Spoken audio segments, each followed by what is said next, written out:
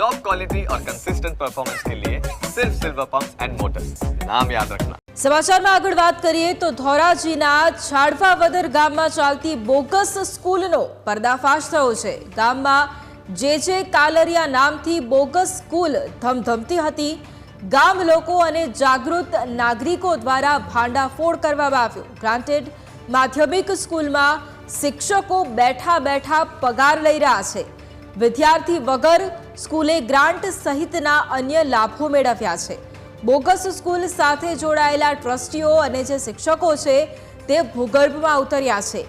વગદાર રાજકારણીઓનું પીઠબળ હોવાને કારણે સ્કૂલ ચાલુ રહી છે।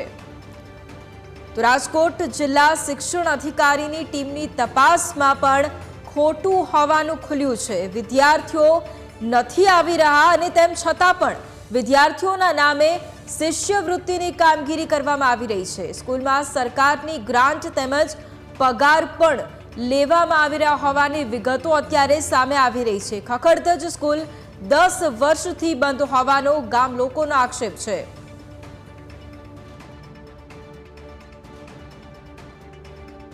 આ સ્કૂલ છાડવાવદર અને ભોરગામડાની વચ્ચે આવેલી સ્કૂલ છે અને ઘણો ટાઈમ છે બંધ છે અને મારે અહીંયા એડમિશન લેવું હતું, પણ આ સ્કૂલ બંધ હોવાના કારણે મારે ધોરાજી એડમિશન લેવું પડ્યું। અંદાજે 10 વર્ષથી બંધ છે। ના, અમે અવારનવાર આ જગ્યાએથી પસાર થતા હોય, ચાલુ હોવાના કાંઈ આમાં અંદાજો લાગતા ન હતા એટલા, એટલે વિદ્યાર્થીઓ આવતા જતા નથી અને શિક્ષકોને જોયેલા છે એટલે એવું લાગે તો ખરું। 7 થી 8 વર્ષથી બંધ છે સતત।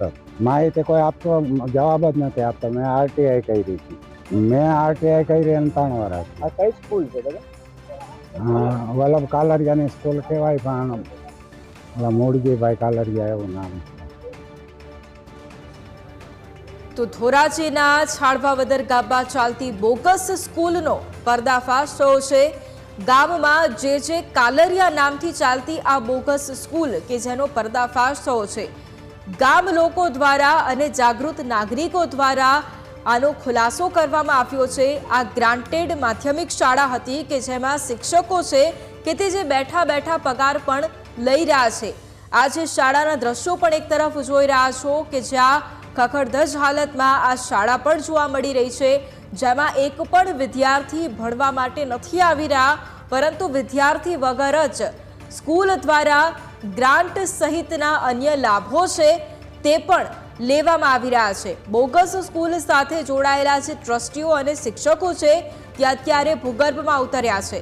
આ તરફ એવા પણ આક્ષેપ છે કે વગદાર રાજકારણીઓનું પીઠબળ છે અને જેના કારણે સ્કૂલ ચાલી રહી છે।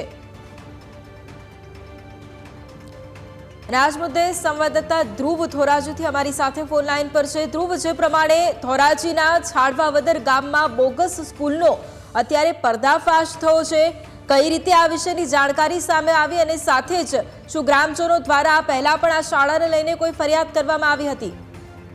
ચોક્કસથી જણાવવાનો પ્રયત્ન કરીશ કે ધોરાજી તાલુકાના છાડવાવદર ગામે છે તે આવેલ ખાનગી માધ્યમ સ્કૂલમાં છે તે બોગસ પ્રકરણ છે તે સામે આવ્યું છે।